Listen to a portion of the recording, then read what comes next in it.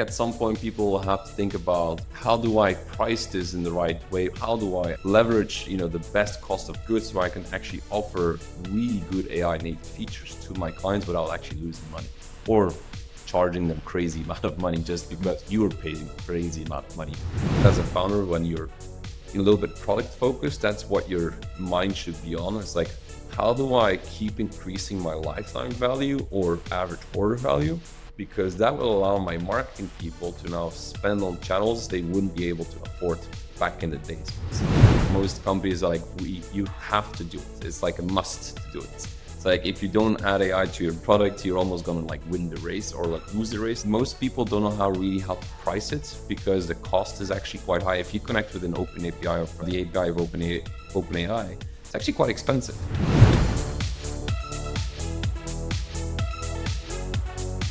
Most SaaS founders chase two things, recurring revenue and predictable growth. But what if your SaaS model doesn't actually allow this? What if you have to start from zero every month again, so without guaranteed renewals? Is this a nightmare or is it actually not that bad? We're gonna find out today. My guest is Ricardo Ghekiere from BetterPic. They start every month at zero as they don't have recurring revenue. They grew, however, already to 4 million revenue in a year. We'll explore how Ricardo managed uncertainty, keep revenue flowing, and what lessons every founder can take away about their resilience, customer acquisition, and rethinking growth when renewals aren't part of the revenue. Welcome to the show, Ricardo. Thank you very much, Joran. Looking forward to having this chat. We met a lot at events already. I know you're attending a lot of SaaS events. Can you tell a story on how people react at SaaS events when you say you don't actually have recurring revenue? Well, the first reaction to the explosive growth, going, from 360K to about, I guess it's going to be more 3 million this year. So it goes it's quite explosive in the last 2 years. So for everybody's like, wow. But then you tell them it's non-recurring and it's like, oh. so it's like happiness is like sadness at the same time.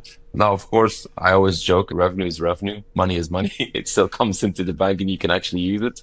But it's not a traditional SaaS where every month you get the payments in and you're very guaranteed that the payments are coming in, basically. So it's a interesting thing to every single month see your balance on zero. Yeah, I can imagine. Let's dive a little deeper. Can you explain how Pic's business model works and why you don't have that recurring aspect right now? BetterPic has two models. We have a consumer base, we have a B2B base. And as a consumer, you come in, you pay one time and you get your headshots. So people upload their selfies into the platform around 6 to 8.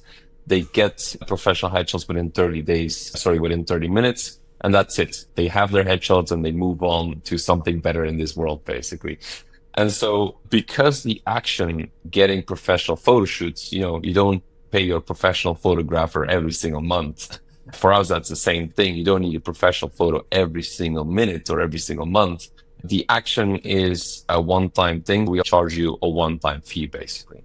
There are players out there in the market that is more like apps-based, I would say, where you pay $7 per month to get headshots. You get you can transform yourself into a dog, make kissing videos and all that. But we've been focused on doing one thing very well, AI headshots. Yeah.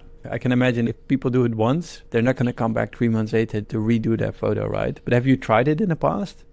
We have not tried in that sense because from a VC perspective, it's I want to have recurring. If there's no recurring, there's no business, basically. And from our sides, it's if the action is just one time, so the action is doing a photo shoot, editing a photo shoot, and then leaving for the rest of your life, you can't really make that recurring in our philosophy, right? Even in our competition, there's nobody actually doing properly recurring a business model. So they're also starting from zero every month, which is quite interesting to see.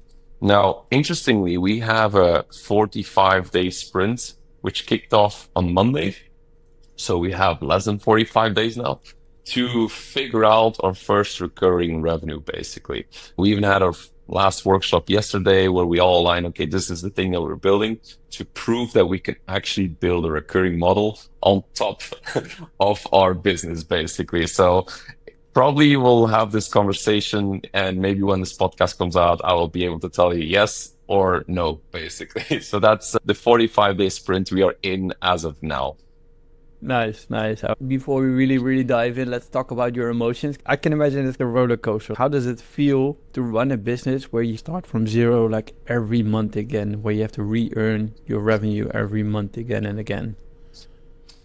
It's a good question. In the beginning, it freaks you out. But if you think about a traditional e-commerce company, you could technically say you're the same thing, but higher margins, and you don't have to deal with shipping and delivery and all that stuff. So, if you compare yourself to a SaaS, you feel sad. If you compare yourself to an e-commerce, you're actually doing very well. Like they also start from zero and they actually have the hassle of shipping, delivery, something breaks, returns, like all of that stuff. So I always said in the beginning, like we're not really a traditional SaaS. We're actually an e-commerce store with very high margins. And to give you a sense, our margins right now are about 90%. So 10% cost of goods and the rest is margin basically. So, and that leaves us with a lot of cash flow to do the cool stuff that we want to, and also on the marketing side in that sense. That's nice. I mean, you guys are AI native, right? You make AI headshots. This is not typically what you hear with costs rising from AI. So maybe what did you do or how did you build it up to have these kind of margins? We started with about 36% margin, basically. So we would have cost of goods of about 70%. So if people would pay us $50, 70% would go to the ad providers. I realized early on, is like, if, you have a certain moats that you can build in a company, and if the moat is not the recurring revenue, we need to have different moats, basically. So we very early on, I think even 1.5 years ago, maybe 2 years ago, we said, okay, we need to have a cost moat, which is we need to be able to, at any point of time, if competition comes in, we need to be able to outspend them. And this is also why we started increasing our pricing, but also increasing our margin at the same time, basically, which, if you think about a typical SaaS company, they wouldn't really care about costs in the beginning. They just care about the growth and the revenue and making sure you stack up. And then later on, maybe if you grow really big, you're like, okay, let's optimize these costs because there's something going wrong here. And for us, we traditionally did it a little bit differently. We said, as we grow, we need to grow our margin as we go. So if you think about it, we had a cost of goods of 70%. Now we have a cost of goods of 10%.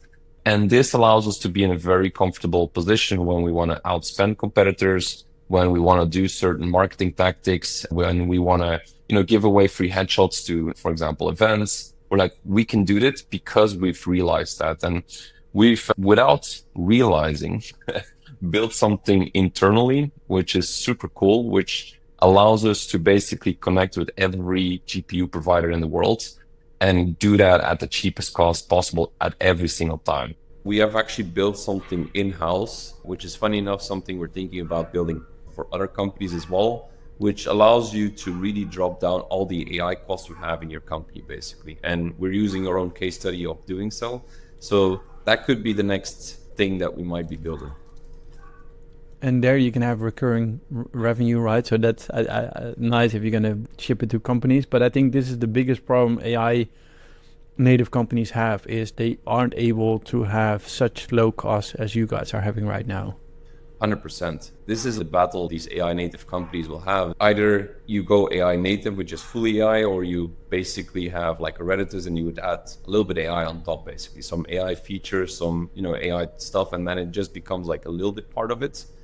But what we realize that most companies are like, you have to do it. It's like a must to do it. It's like, if you don't add AI to your product, you're almost going to like win the race or like lose the race. Most people don't know how to price it, because the cost is actually quite high. If you connect with an open API or the API of OpenAI, it's actually quite expensive.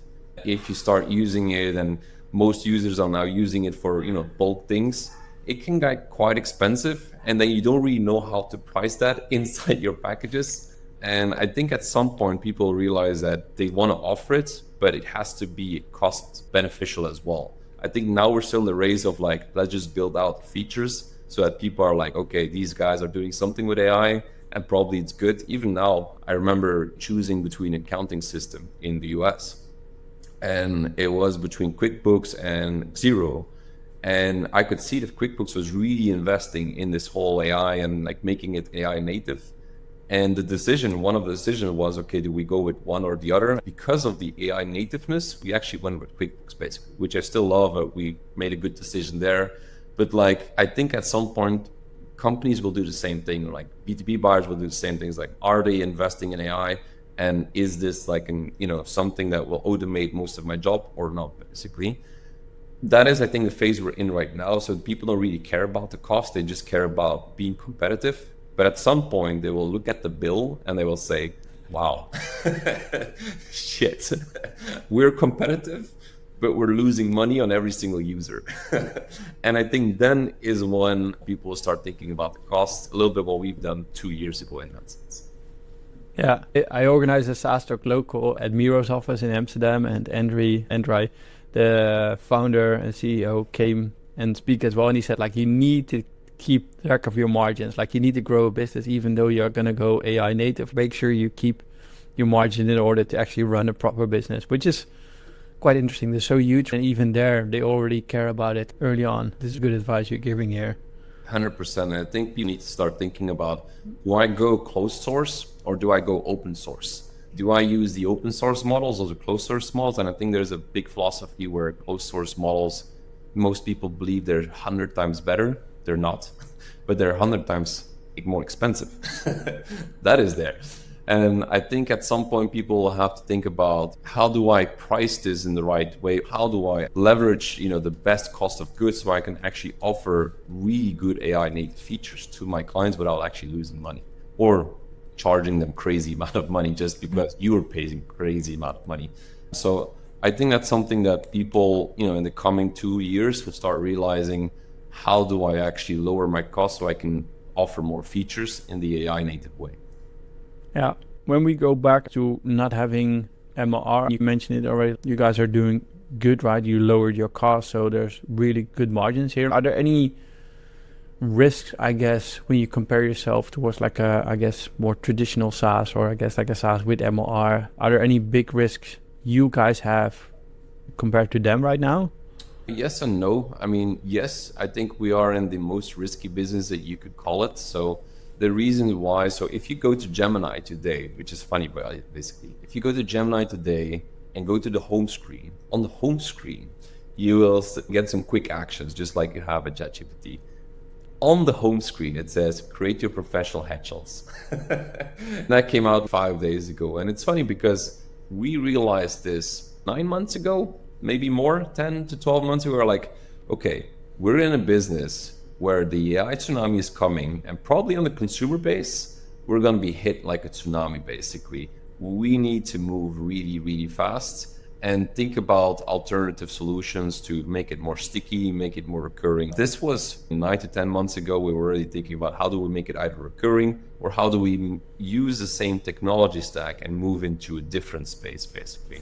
And this is where, the new idea came in, is like, okay, we need to use the same technology, because we had some users in our, we have AI headshots. People come in and then change clothing, change the background with our AI studio. And we noticed that 50% of the users was actually using the AI studio for changing their clothing. So it was the clothing thing that was really specific to them that they wanted to get right. We realized we were really good at that. And we're like, okay, probably we can make a business out of this. And so we moved into, the Better Studio business February 2025, where it's like, okay, this is our next big bet. This is where we're going, and this is where the recurring revenue actually will come in. We're making first revenues already, so that's great, and it's recurring. Nice. We knew that tsunami would hit us, just didn't know when it was going to come, and it's going to wipe out a lot of companies like us. We needed to be prepared for that.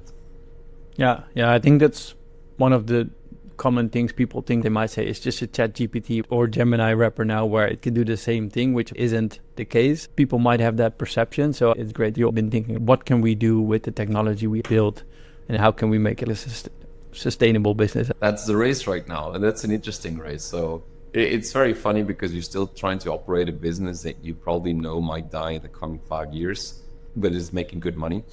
And at the same time, you're also trying to operate and moving into a new space, more protected from these Geminis in the world, basically. So it's an interesting race that we're in. And, I've heard many stories with people starting off with one business model, killing it, moving into the next and making that one really big. In this sense, like it's not just killing and then starting all over. It's really like trying to build a new horse while still keeping the old horse. That's the interesting challenge, I would say. Are you struggling to find a cost-effective and scalable marketing channel? Check out Redditis. We help you to have other people recommend your SaaS, and you would only pay them when they deliver you paid clients, making it a very cost-effective and scalable marketing channel. Want to learn more? Go to getredditis.com. You raised money. I'm curious, like how did the investment round go? How do investors look at the business? They know the same thing as you, right? At one point, the business might not go forward. Did they believe in the story of Studio, or like how did they look at the entire business before doing the investment? Yeah, good point. We have received a lot of no's, obviously, because of the burst. And funny enough, I flew to Amsterdam about a year ago, looking at the metrics, and I was doing, this is August 2024, I flew into Amsterdam. We went from 19K to 33K, like from July to August. We're like, oh, we're on a boom. We went to Amsterdam and we're like, it was for a pitching competition. I tried to pitch to all of the VCs. All of them said no, because BetterPic had no recurring revenue. They were not interested in that. And so we tried it first last year and everybody said no. And then of course, fast forward a year later, we're, making 270K per month. That was a different story. But then again, all of them were like, yeah, but this is not recurring. And, the investors we have right now are really forward thinking together with us as well. I'm really happy to have some the right investors on board, because they basically said, look, guys, we know this BetterPic is going to die one day, but we believe in you as a team to execute the next big thing and the next big, better studio idea. Because you've proven that you can scale things, you've proven you can build a team, you've proven that you can do stuff. The next big thing is probably also going to work out, basically. So that is basically the bet that they took on us. Just being honest, this business probably will die. So, bet on the next big thing together with us in that sense. I don't know if you can or want to give an answer on this, but did you raise based on the valuation on the revenue you had or on the future potential revenue with the studio? So the investment happens on a group level, you would call it. So we have a holding in the States, or holding is a big word, but we have a company in the States which owns BetterPic and Better. They invested in both companies in that sense. So the valuation, I would call it a combined valuation. It was a valuation on the potential Better Studio plus the revenue that BetterPic was already generating in that sense. Okay. At the beginning, that wasn't the case. How did you, for example, plan expenses and investments when you didn't have predictable income? When you're starting out 0 to 10 or whatever you want to call it, you try to, at least for us, you try to look at things that don't cost too much. You have low margins. Our average cost, like the average purchase was around $17 when we started out. So there's not a lot of marketing channels you can activate with $17 non-recurring. Like that's the most horrible business you want to be in. The only thing you could do is invest in strong SEO and strong organic growth, because you don't have the margin to do anything else in that sense. Now, over time, we're now at an average order value. I think last month, September, was $49. So that means people buying consumer, but also B2B in that sense. So now that we have that $49, you can do a lot more different things than when you started out, basically. So when we started out December 2023, my initial thesis was we're starting off, we're investing very high on SEO. We actually made fake LinkedIn profiles. That LinkedIn profile would then post organically as articles, and those rank up into Google. And that's how we actually got our first sales coming in, basically. So we were doing all the hacky stuff that you can do just to grow organically. And then, of course, once our product got a little better, we started investing a lot in affiliate marketing. And I think the interesting thing about affiliate marketing is, for us at least, is that because we are a product that you come in, purchase, and then get the value, there's two things that were important to us. One, if we tell you that we have a great product, you might not believe us. But if another person has tried the product, shows the results, and says, hey, look what I got, basically, and then sends you to a website, your likeliness to convert is much higher, basically. So we had that issue where still people would have to pay upfront and then actually get the results later. So you don't have an aha moment until you actually pay. So we invested a lot in affiliate marketing because of those two reasons. One, the first reason was the credibility that they have in sending to the website. And we have an average conversion ratio of 9% for our affiliates, people coming in, they purchase something is 9%, which is really high. Like average e-commerce is like 2%. We're at 9% with affiliate marketing. So affiliates would like, wow, this is great. And like, I'm making like, we have people making 20K per month by just like giving us business. We're actually flying over our best affiliates she's from India. She's flying over to Barcelona in 2 months on our team offsite because she's making so much money. Really cool to see. So the second thing about affiliate marketing, which was interesting for us, is if you pay us up front, we get Stripe money in the bank, and we would pay affiliates 30 days later. It now changed to 14 days later, but still 30 days later you get paid, and our providers, you also have to pay 30 days later. It's a very good cash flow business. Now you can operate, you can start investing long term because you're getting cash up front and paying your suppliers 30 days later. Those two motions allowed us to really grow in a cash efficient way. Nice. I did not pick you as a guest to advocate on affiliate marketing, but it's really nice to hear it has been working well. And 9% is indeed like good. That's nice. Is that something you also then have on your landing page for the affiliate program? If you give us X amount of traffic, we know that it's going to convert to 9%, which is going to convert into X amount of revenue. 100%. We have a cool campaign done by a cool marketing person in our team called Dean. He built a whole new landing page. He's like, your next holiday paid by us, which is actually funny because we're flying over the person to Barcelona, all expenses paid by us. So basically that's also what we're doing. It's like the best affiliate, we fly over to each of our offsites, and it's a competition between affiliates in that sense. So, and you also then have like a scale, like how much traffic you want to send us. Okay, this is how much you could actually be earning with us in that sense. So we do also have like a calculator that you can calculate in that sense. Do you know where most of their traffic is coming from? It's very diverse, to be honest. And I think that's a good thing. We have affiliate, their strength is YouTube. So they make a lot of YouTube movies. We have people that are writers. So they have a big Medium following. So they would write on Medium. We have people that are Reddit hackers, or Reddit people that like have been like on Reddit for 10 years. That is also coming in. So it's a very diverse. We even have people running display ads. So it's very diverse people because the product is so, multi-use case in that sense. Yeah. What I always love about affiliate marketing is if you have people doing different things, it's giving you backlinks on different channels and mentions on Reddit, YouTube videos, and as you mentioned, other things like you did LinkedIn yourself. So it is going to help your organic channel as well.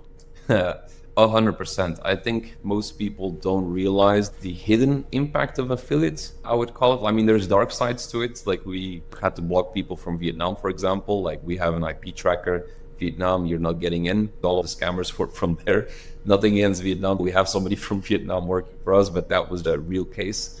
It has a lot of advantages from a way that you get seen a lot and people pick it up. It's like the waterfall technique. If you type in AI headshots and you see the top 10 people writing about AI headshots, they would write something about it. And then the people that write a new article saying the top 20 AI headshots, they would just go to the first one. It's like, oh, okay, I'm just going to steal these 10 and just copy it and just add 5 more basically. So there is a lot of like these hidden things that you can't really calculate, but you can kind of sense it in your growth basically. You can kind of like have a guesstimate that this is working out basically. So I think there's a lot of hidden nuggets of doing affiliate marketing right because it will impact all the other channels as well. Yeah, and especially nowadays, right? Because the LLMs learned from, I guess, what is ranking high on Google. And if, I guess, your listing from the affiliates rank high, then if people want to write a new listing article, they just ask like, well, give me the 10 best headshot. That's what they do. Like most writers are quite lazy, I would say. And some people actually do really good copywriting and people really write in-depth articles and those rank very nicely. But most people, 99% of the people just like take whatever is there. They just ask ChatGPT saying, hey, by the way, what's the top 10? Give me some advantages, pro and cons, and then some screenshots, and that's it basically. But you get some articles and backlinks back from that. Yeah, nice. So we have the LinkedIn hacks at the beginning, organic focus on SEO. You have affiliate marketing. Do you have any other acquisition channels which are important to you? Yeah, now I think Google Ads is a big one. We're still very profitable on that channel as well. So I think we're spending about 40K per month on it, give or take. So that's a big channel for us, which is interesting because like when we started out, we did Google Ads and our average order value was too low to make it profitable. And so we could only get it profitable by making sure our product actually got more expensive, basically. And because we just didn't make it more expensive because we wanted to make it more expensive. It was just like, it just got better. And so we just had to match the quality that we're giving versus, the output in that sense. Once we were adapting pricing as we went, we could afford new channels. Google Ads came in, and then you can kind of see that spike of growth. Like, I think it's always like adding new channels, adds revenue, average order value, or lifetime value for a SaaS founder. You can now start thinking about adding new channels, basically. I think that as a founder, when you're a little bit product focused, that's what your mind should be on. It's like, how do I keep increasing my lifetime value or average order value? Because that will allow my marketing people to now spend on channels they wouldn't be able to afford back in the days, basically. So back in the days, we couldn't afford Google Ads, we couldn't afford Facebook ads, we couldn't afford all of these channels, which we now can because we started increasing our average order value. Yeah, I think that's really nice. You started the hacky way and now you figure things out, know your metrics, and you can actually start adding new channels. Exactly. When you do Google Ads, you will see that people are just writing articles and they're like, let me just take the first one. And people sometimes will realize it's a Google ad and they would click on it and it's like, oh, that's probably the first one. And then, it stacks on top of each other. And that's also why we saw that explosive growth, because we started activating new channels as we went, and those kind of started stacking together as well. Yeah. Really nice. And I guess we talked about the negatives a lot regarding not having MRR, right? Let's turn it around. Are there any unexpected benefits of not having an MRR model? When you have to convince somebody to keep paying, it's like, hey, just pay me once, get your result and move on with your life. It's an easier sell. I would say you don't have this PLG and you have to figure out, we are very PLG movement, but we get paid up front. The biggest thing for SaaS things, like we're now seeing that also with the new company, is your payment delay is so long. People come in, have a 14-day trial, and then think about it or convert later on, or just like, okay, this was good, but I kind of forgot about it. And then you would come back 3 months later because you're just making comparisons, basically. So I'm spend my money on people and ads to me getting actually revenue in the bank, and then Stripe holds it for another few days, depending on how big you are, and then they take a margin. Your cash flow is screwed up. For us, the biggest benefit was the cash flow up front that we get every single month to pay our people, pay our ads, be upfront, do big investments, think about the long term. Whereas for SaaS, it's get paid later kind of story. So I think that's a very tricky one in the early days for SaaS founders. Nice. I have to tell you. It's super fun. If you're watching the video, you can just see him smiling. He's like, there's actually a good benefit towards this. And it's quite nice, right? You have 9% conversion rate. So I guess especially if people come in on your site today, they will probably convert today. They don't indeed have to sign up, wait 14 days to hit the trial, maybe then make a decision if they want to use your product or not. Yeah, your time to value is literally 30 minutes basically. And that to most founders, and your time to value is 30 minutes, plus you get paid upfront to get the value basically. If you think about it from a reverse trial or whatever it is, you don't have that. It's like you need to work super hard to make sure they get the first 30 minutes or hopefully 5 minutes of the value of the product. And then they still have a free trial for the amount of time, and then they will convert. For us, we get paid up front and your time to value is 30 minutes. That's a big advantage for channel choice, growth, and investments. And do you then not have to deal with the issues that you change pricing because you don't have the recurring clients? Pricing whatever we want. And would you ever get any comments on it? Would you get any comments if there's new features, if you change pricing, do big things? What is the response?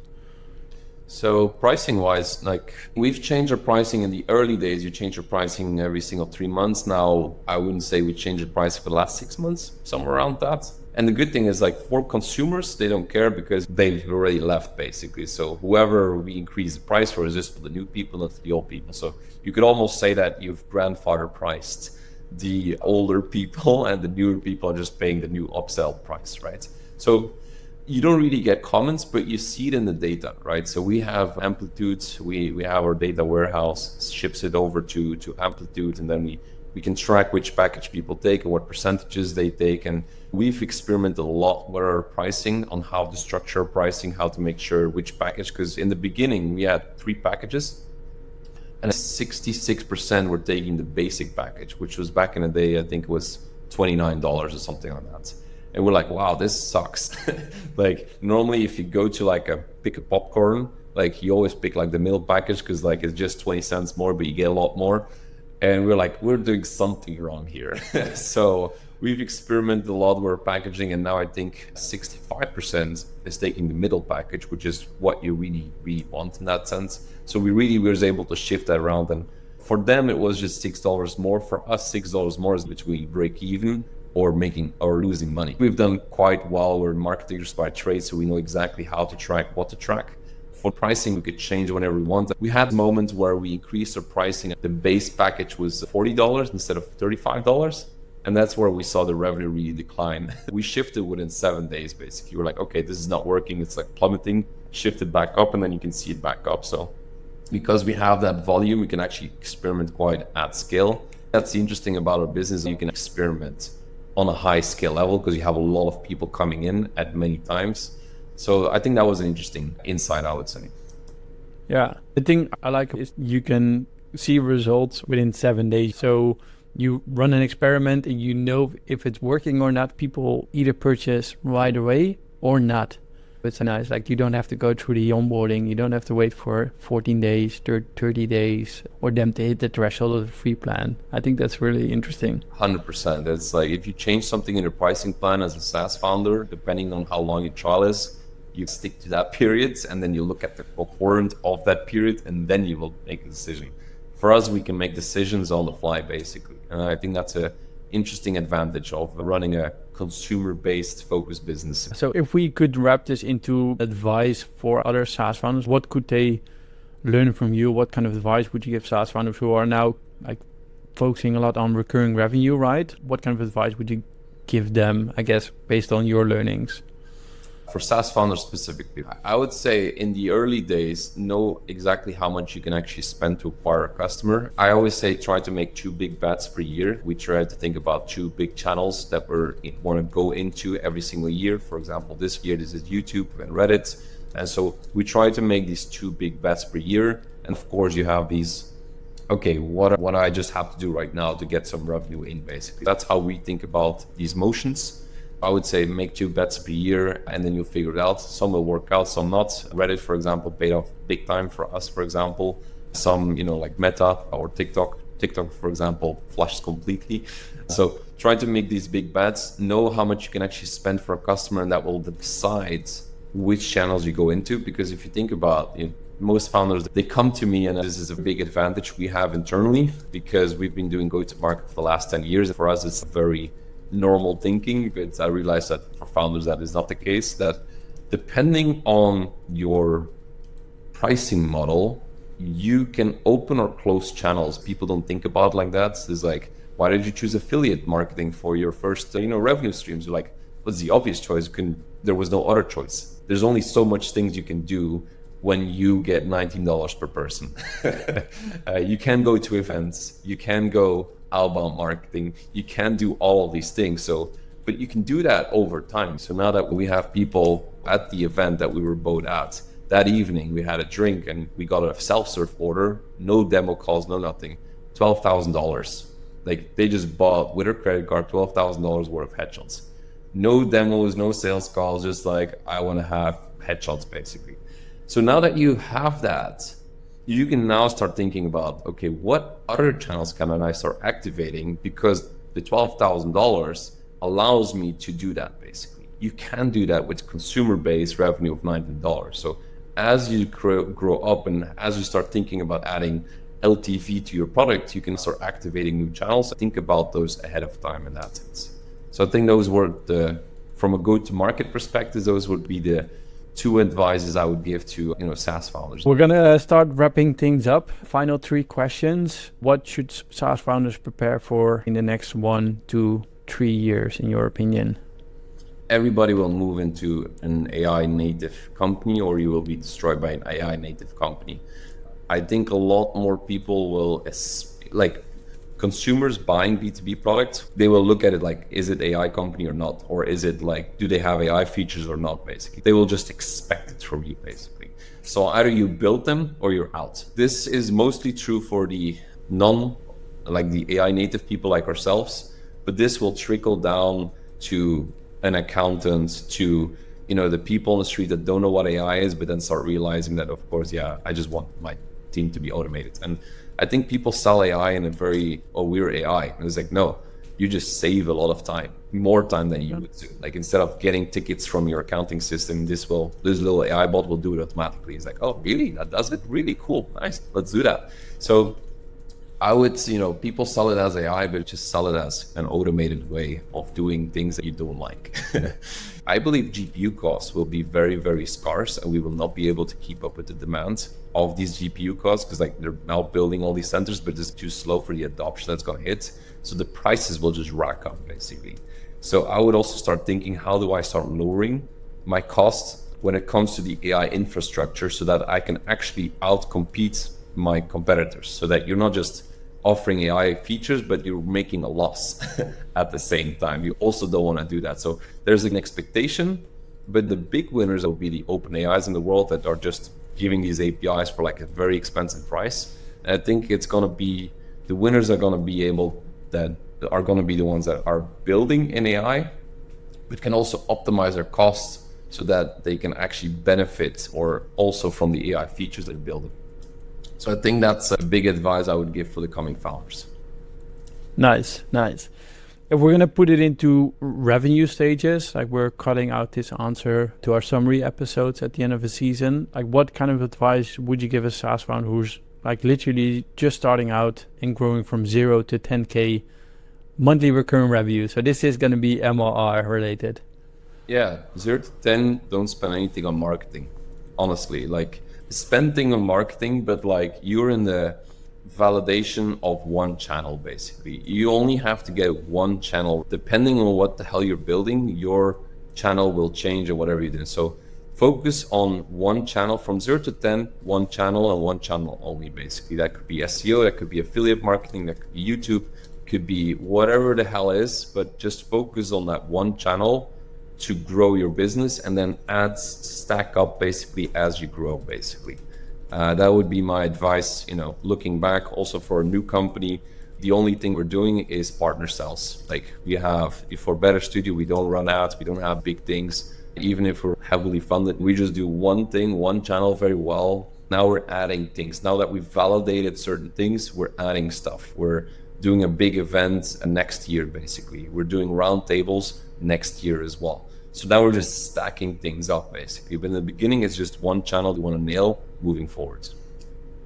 Yeah, it's interesting because you're building your second product, right? Or maybe you had products before, but let's say second product, you already have money, you already have an investment, you already have revenue from BetterPic, but you're still taking things step by step. One channel first, adding things on top. Exactly. I mean, this is why it's like, you could say that when building Better Studio would say, oh, let's just do the same channels like Google Ads and then Facebook marketing and the whole thing. And we're like, no, because our product is enterprise. Our entire channel choice changes. So there's nothing we use from BetterPic side in order to operate Better Studio, because we're full enterprise. So enterprise is completely different. So our channel choice is very different, basically. So we're not doing big SEA campaigns. We're focused on offline, and we're going to events. We're actually doing all the enterprise kind of channels versus lower ticket channels. I don't think a lot of founders realize, that depending on the product you're building and the CLTV, your channel choice will completely be different. Yeah, interesting. So let's now say we pass 10K MRR and we're going to make a huge step. I know we're going to grow towards 10 million ARR on your journey yourself. What kind of advice would you give SaaS founders? This is the stage where you can get to 10 million without doing a few things, right? There is, from a product perspective, the only thing on your mind is expansion revenue. It's like you have a base layer. How do I expand current people? How do I really grow that NRR, as they like to call it, basically? How do I upsell my current users and get more people in? That's basically the two categories that you're playing in that sense. And of course, making sure that your retention is also there. So Then you kind of chop it up into different stages, right? You have your activation or your acquisition phase, you have your upselling and retention. Build teams for these three layers, which is how do I get more people in, and how do I build a team that just focus on that aha metric of people's, like building out the value, making sure that the activation is spot on. How do I build a team that really upsells people into, okay, you have this feature, but why don't you have this? So that would be another one. And then a team focus on making sure that there is no leakage in the bucket, basically, is making sure the retention rate is spot on, thinking about those use cases. So, I mean, I'm picking a big ballpark because you're giving me a big ballpark from 10K to 10 million. This is where you start building teams on different verticals in that sense, and making sure each of those grow and talk to each other, of course. Exactly. Nice. Cool. Let me try to summarize. So if we take it all the way to the beginning, you can't make everything recurring. If you are going to go without recurring revenue, explosive growth is actually possible. Think about a one-off SaaS as an e-commerce with high margins. So low cost can actually be your moat as an AI company in your case. One-offs are actually easier to sell once, instead of like selling a recurring sub, right? They're quickest sales as well. And then in the end, if you look at AI is a race. A lot of companies will die. AI native is going to be the future. Think about it as an automated way of doing things you don't like. So the jobs to be done framework is definitely a good one here to follow. The big winners are going to be people or companies who are going to leverage open source AI models to decrease cost and have better quality along the way. If you look at acquisition channels, make big bets per year.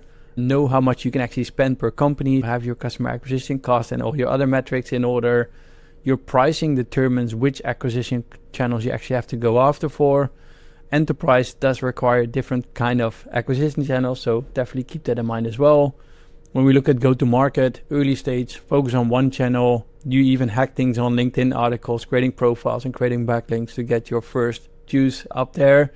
And then stack as you grow. Think about low acquisition channels like SEO as you guys did it, and for example affiliate marketing, which has higher conversion as somebody actually recommends you, and then you would only pay them when they deliver you a paid client. You were able to get a 9% conversion rate, which is really high. Then I guess the other benefit you mentioned with affiliate marketing, cash upfront, and you only have to pay them 30 days later, so you can actually invest that money into other things again to keep growing. Hidden benefit you mentioned, people are going to write listing articles, right? New listing articles are going to be generated based on the current results. So if you can get yourself in the articles, you will be automatically waterfalled into the articles which are going to fall after, which is a really nice hidden benefit. When you think about scaling, build out value, be able to upsell clients, focus on retentions. But overall, I guess like get your metrics in order. That's the one thing I definitely got out of this call. And that's it. Report internally, like even before we got investment, because now, you know, I have to report to investors. Like we were already doing that in our mindset every single month. We play bingo. We have a bingo board and we're like, okay, this is how much your revenue is. This is our margins. This is our customer success metrics. This is time to value, which is the moment you process an order to actually download things. We track that every single month. We play bingo and then it goes green, orange or red. And we know exactly where should we focus every single month, basically. That's also what we do internally. Nice. For everybody, play bingo at the end of the month. Rank your metrics with a bingo card. And maybe you can take a Belgian beer while thinking about Ricardo. If people want to get in contact with you, what is the best way to do so? Just follow me on LinkedIn. I think that's going to be the easiest way. I'll be posting a lot about our metrics there and our website. BetterPic. And maybe in 45 days from now, when the sprint is over, we're going to see a new update with something happening. I think so too. I'll let you know how much we succeed or fail. Nice. Love it.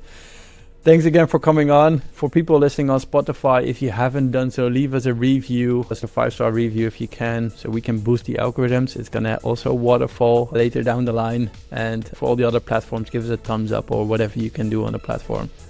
Again, thanks for coming on, Ricardo. Thank you very much. Cheers, Joran.